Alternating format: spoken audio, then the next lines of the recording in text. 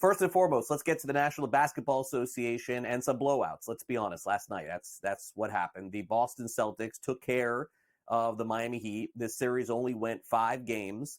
It looked early on like the Heat could potentially take this thing maybe a little bit deeper, but unfortunately for them, they fell short. 118-84 was the final last night. Jalen Brown, Derek White combined for 50 points. So Boston not only covered this 14-point spread, but all the alt lines too. They just crushed the Heat, let's just be honest.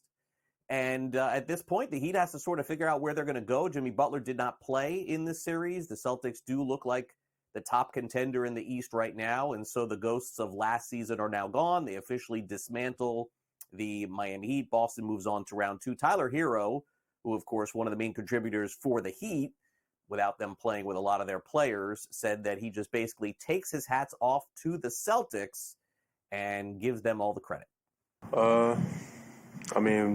Credit to Boston.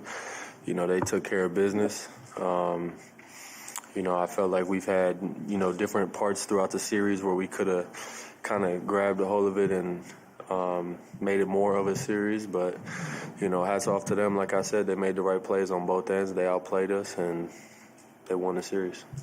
I think, that's just how our season went the whole year, from top to bottom. And, it's not an excuse. I feel like we had enough throughout this series to, at least win more than one game. But like I said, hats off to Boston. They made plays on both ends. They made it tough on us. Thought we played, decent defense, good enough defense through the first 4 games, and we weren't able to generate enough offense to compete with them. Eric Spoelstra also talked after the game, gave the Celtics the credit, but mentioned that he will not watch 1 second of their upcoming series moving forward. I think the Heat's a little salty.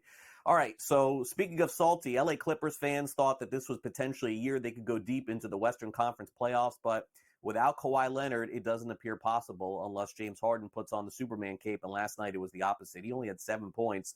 Superman was Luka Doncic, who had a huge output, 35 points, 10 assists, and 7 rebounds in a 123-93 blowout. So the Mavericks cover the spread. Dallas takes a 3-2 lead. They're going back home for the next game. And maybe, just maybe, this series, which I thought was definitely going to go 7, maybe they end up closing it out in 6. We will see. After the game, Luka, of course, the man of the hour, talking about his performance and also the defensive performance for shutting down James Harden. I think D. Jones and PJ, they play great defense. Kyrie was playing great defense, pressuring him the whole time. And like I said, we just locked in, we communicating. We know they're scouting, so we just follow the scouting. Today I think it was a very big game. We win, and now we got to win 1 out of 2. So we got to go back Dallas, play the same way. We know our fans going to be amazing at home. So we just got to win 1 more. We didn't do nothing yet. Yeah, it's tough, I can't breathe through nose, so I have to blow my nose every time on.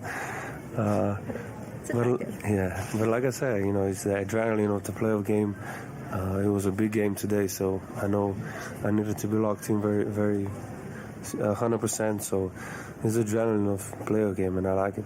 Does it affect your breathing going up and down the court, or? A little bit, nothing specific.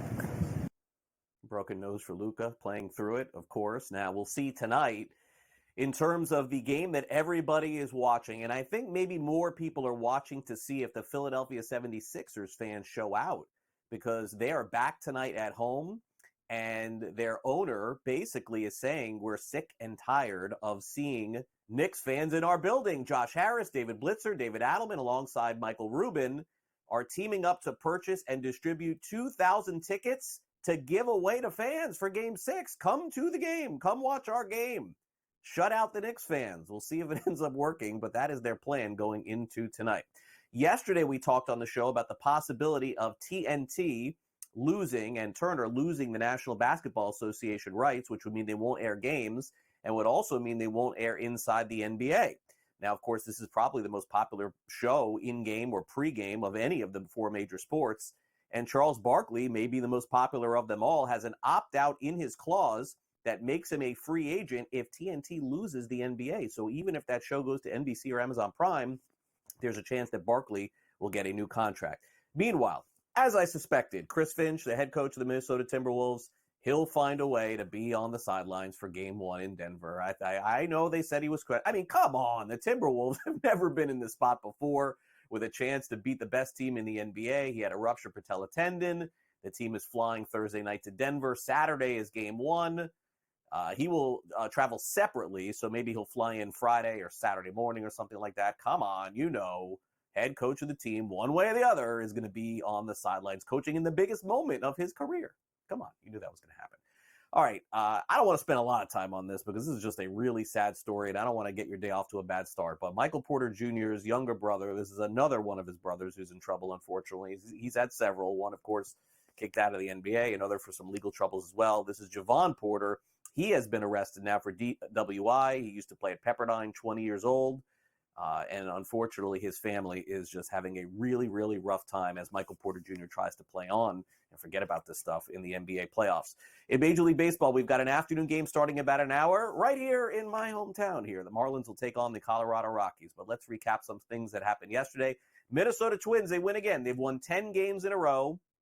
If you want to really look at it and look at their schedule, they beat the White Sox 6 of those 10 games. So I think it counts, but for those of you who are cynical, you understand what I'm saying. Yesterday, they finally handed out the suspensions for the roles in the Brewers-Rays fight, and Freddie Peralta, the starting pitcher, got a 5-game suspension for and also an undisclosed fine for punching Jose Siri during the top of the 6th inning. The Brewers manager, Pat Murphy, gets a 2-game suspension. Abner Uribe, who also was involved in the scuffle, 6-game suspension, and Siri got 3 games. They'll all probably, or at least some of them will probably appeal this. Yesterday, in case you missed it, Cubs-Mets had a controversial game-ending call at home plate. Pete Alonso, I thought very diplomatic afterwards. If you go back and watch, you can see Alonso said, hey, the call was what it was. You can YouTube it, watch it. We only have about a minute to go, so I don't have time to get into the entire play. Walker Buehler, Monday night. Folks, he is going to be back, and he hasn't pitched in almost a year and a half. He'll face off with the Miami Marlins at Chavez Ravine in Los Angeles. Connor McDavid is heading on to the next round of the playoffs. 4-3 final yesterday. The Oilers defeat the Kings. This is what the NHL wants. Edmonton won the series 4-1. Dallas Stars defeat the Golden Knights. 1 win away from advancing to the second round. Golden Knights generally pretty good in the playoffs, but up against it right now. Dallas leads the series 3-2. In boxing, Ryan Garcia tested positive for a banned PED substance leading up to his fight with Devin Haney. It was a big upset.